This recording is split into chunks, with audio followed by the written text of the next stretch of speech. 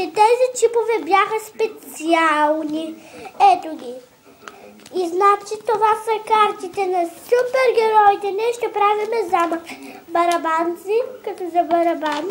Така, значи започваме да разчистваме така малненько масата. И после, знаете ли какво правим? Взимаме два чипа, слагаме ги, обръщаме ги към точката, нека отзад да не са смачкани, обръщаме ги да са по-далеч. Нека ето така да разбутаме малко масичката и нека ето така да направим двойни, ето така, виждате ли?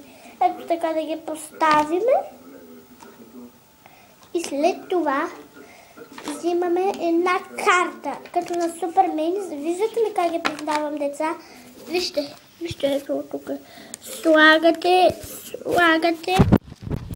тук по-треничко ще и нека ето така да я сложиме върху отгоре. И да, нека ето така малко да се виждат цветовете.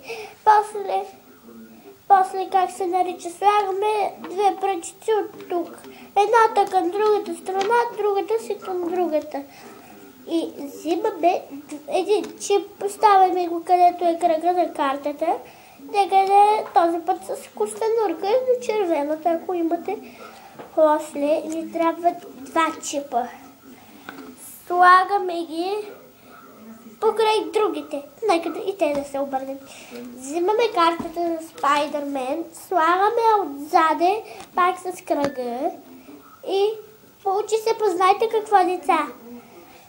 Корабче! Но по-различен. Това беше всичко от нас. Next time. Bye!